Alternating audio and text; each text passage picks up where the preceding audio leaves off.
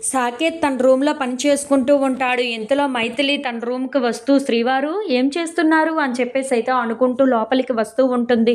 అది చూసి అక్కడ ఉన్న సాకేత్ అయితే చాలా కోపంగా చూస్తూ ఉంటాడు. ఇంతలో అక్కడ ఉన్న మైథిలి మాత్రం "శ్రీవారు ఎప్పుడూ ఈ ఫైల్స్ ఇవేనా?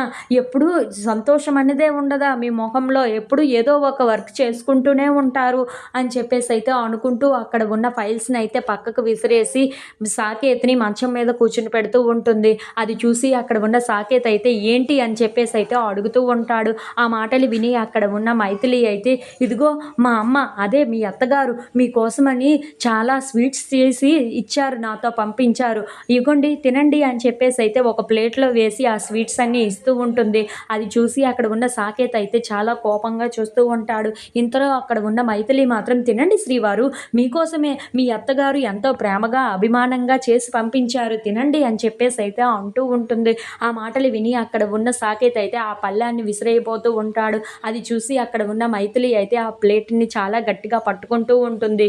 ఏంటి ఎందుకు విసిరేస్తున్నారు అని చెప్పేసి అయితే అడుగుతూ ఉంటుంది. ఆ మాటలు విని అక్కడ ఉన్న సాకేత్ అయితే నా మీద ఎంతో ప్రేమతో అభిమానంతో పంపిస్తే నేను తినేసి అబ్బా బావుంది ఇలాగా అలా అంటాను అనుకుంటున్నావా ఏంటా? అంత సీన్ ఏమీ లేదు. అయినా ఆ రోజు గుడిలో నా మీద ఎంత కోప్పడింది మీ అమ్మ, అలాగే మా ఇంట్లో ఉన్న వాళ్ళందరినీ ఎంత కసురుకుంది. ఇప్పుడు మాత్రం ప్రేమ వచ్చి నా కోసం ఈ స్వీట్స్ పంపించిందా అని చెప్పేసి అయితే అంటూ ఉంటాడు. ఆ మాటలు విని అక్కడ ఉన్న మైత్రి అయితే మౌనంగా చూస్తూ ఉండిపోతుంది.